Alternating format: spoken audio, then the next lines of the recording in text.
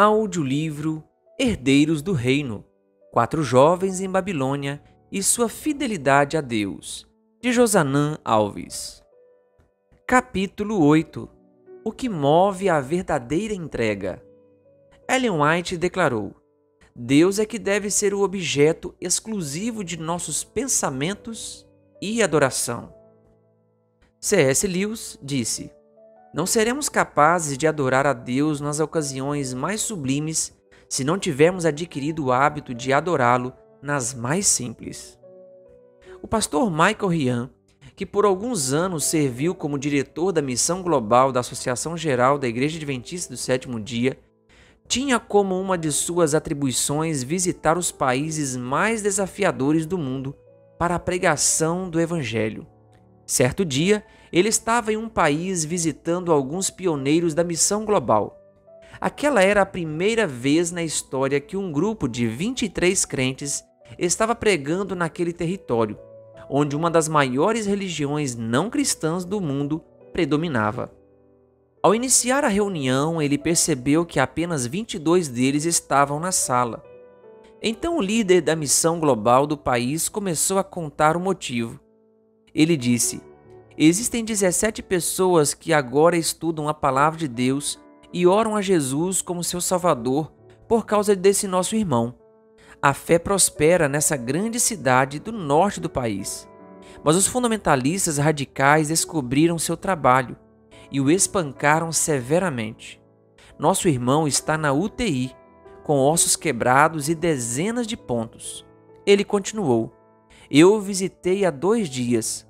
Embora fraco, sua fé é forte. Repetidamente ele me perguntava: quem irá manter a chama do Evangelho acesa nesta cidade?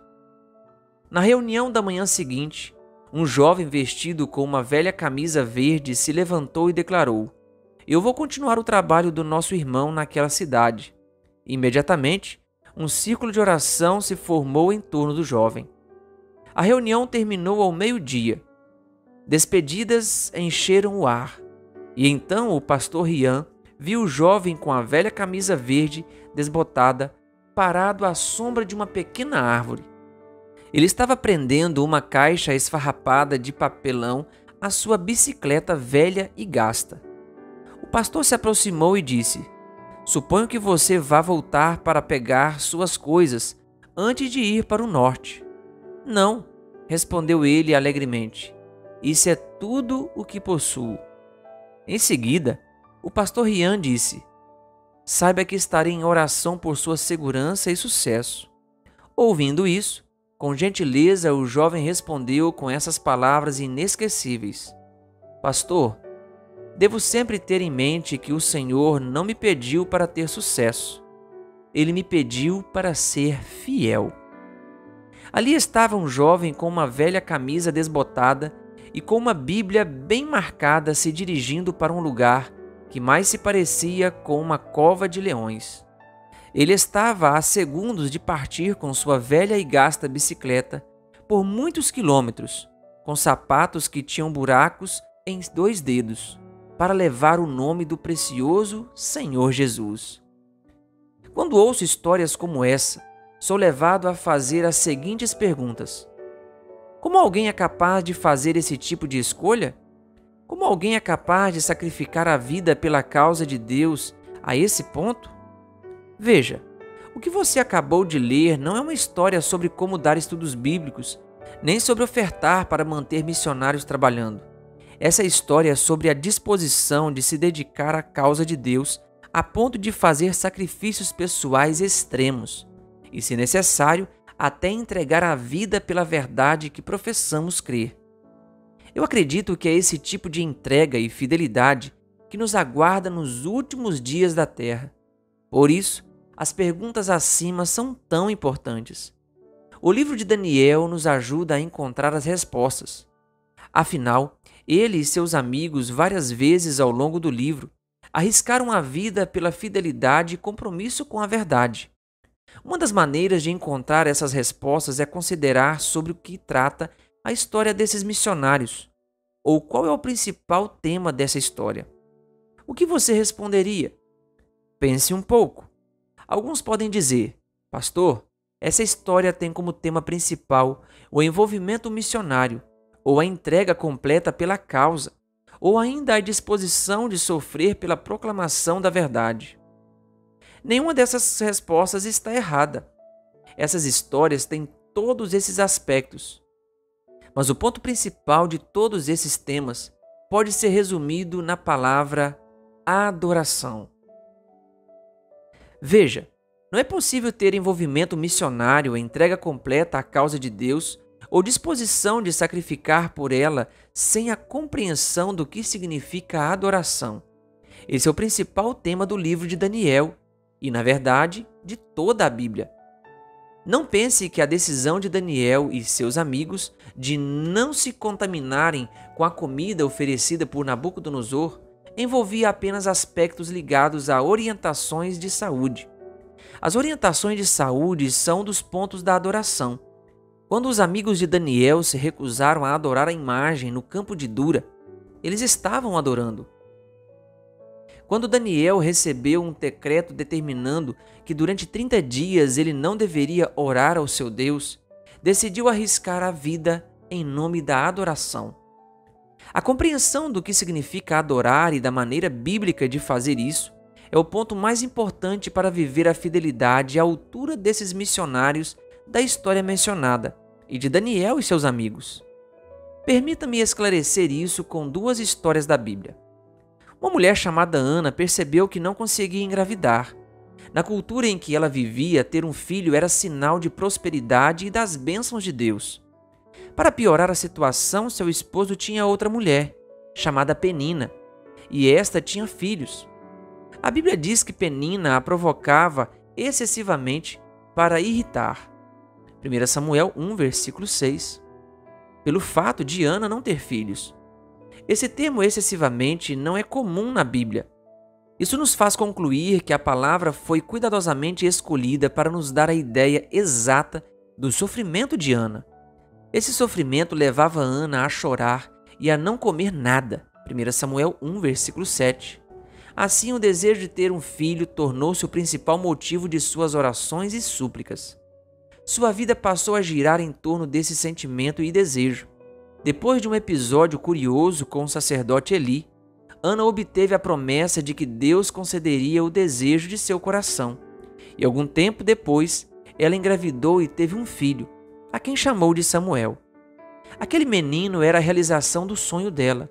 E mesmo assim, a Bíblia diz que quando o menino ainda era muito pequeno, 1 Samuel 1, versículo 24, ela foi à casa do Senhor, levou seu pequeno filho ao sacerdote Eli e disse: "Era por este menino que eu orava, e o Senhor Deus me concedeu o pedido que eu fiz. Por isso também o entrego ao Senhor. Por todos os dias que viver, será dedicado ao Senhor." E ali, eles adoraram o Senhor. 1 Samuel 1, versículo 27 e 28. A pergunta a ser respondida é: como alguém é capaz de fazer esse tipo de entrega? Ana não estava ofertando um equipamento para o departamento infantil do templo.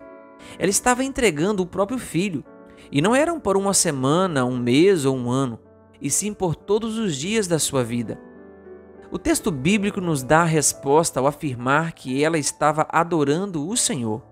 Veja, se Ana fosse ao templo pensando assim: vou perder o meu filho, vou ficar longe do meu filho todo ano, talvez nunca mais o encontre. Imagino que ela nunca teria feito a entrega que fez. Ana foi ao templo para adorar. E quem sabe adorar é capaz de fazer qualquer tipo de entrega, não importa quanto sacrifício ela envolva. Vamos para outra história? Um homem chamado Abraão havia passado a vida inteira esperando um filho prometido por Deus. Aos 99 anos, essa promessa ainda não havia se cumprido. Assim como Ana, Abraão desejava a chegada desse filho com todas as forças do seu ser. Pouco tempo depois, quando Abraão tinha 100 anos, o menino nasceu. Imagine a alegria da casa. Finalmente, as promessas de Deus faziam sentido para Abraão. Mas um dia, Deus apareceu a Abraão e disse: "Pegue o seu filho, seu único filho, Isaque, a quem você ama, e vá à terra de Moriá. Ali, ofereça-o em holocausto, sobre um dos montes que eu lhe mostrar. Gênesis 22, versículo 2. No tempo em que recebeu esta ordem, Abraão estava com 120 anos. Isaque era para ele a luz do lar, a consolação da velhice e, acima de tudo, o herdeiro da bênção prometida.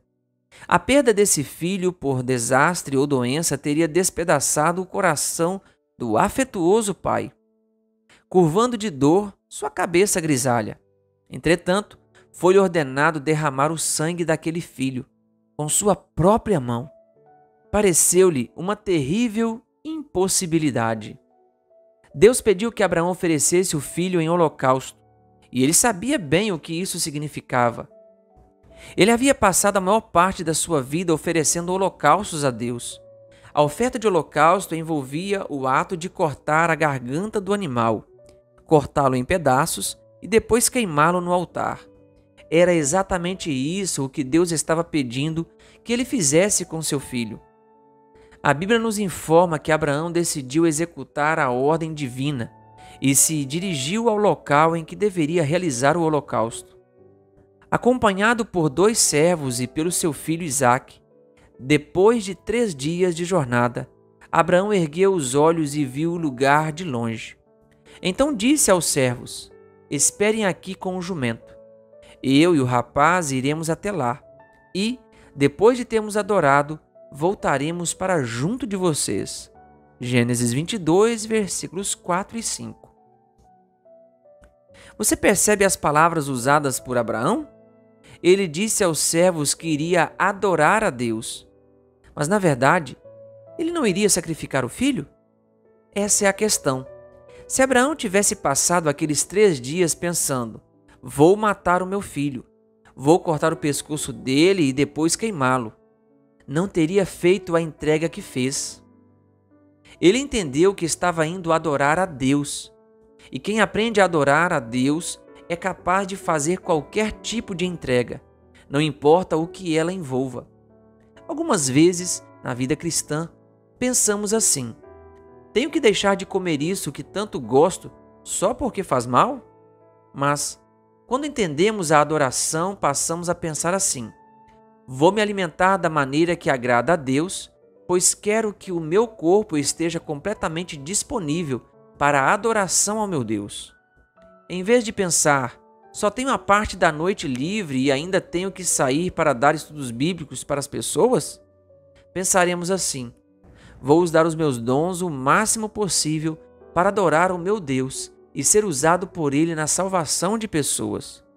Não iremos pensar: vou ter que entregar dinheiro à igreja? Mas sim, vou adorar a Deus com os recursos financeiros que Ele colocou em minhas mãos. O tema da adoração é importantíssimo na compreensão do livro de Daniel e na vivência cristã genuína.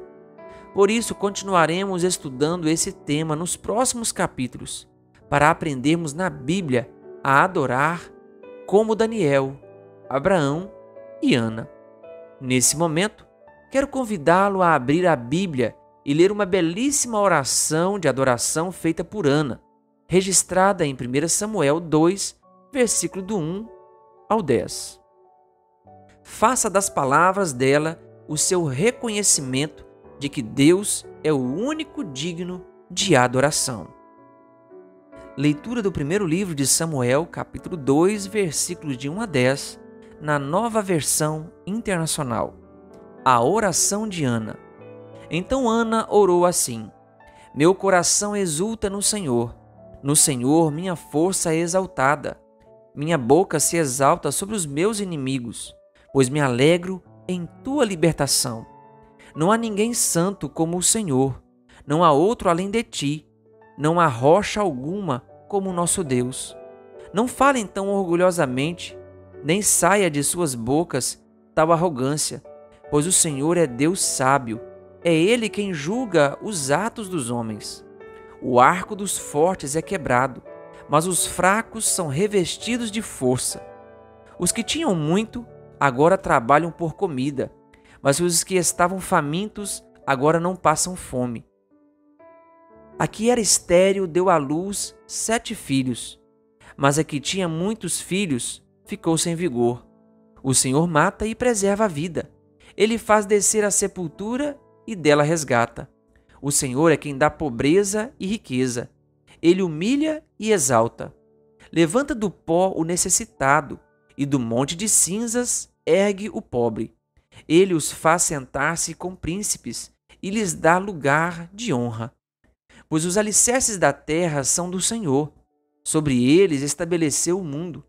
Ele guardará os pés dos seus santos, mas os ímpios serão silenciados nas trevas. Pois não é pela força que o homem prevalece. Aqueles que se opõem ao Senhor serão despedaçados. Ele trovejará do céu contra eles. O Senhor julgará até os confins da terra. Ele dará poder a seu rei e exaltará a força do seu ungido. Clique no link na descrição deste vídeo aqui no YouTube e assista a um vídeo disponível e reafirme seu desejo de ser um verdadeiro adorador. Que Deus lhe abençoe.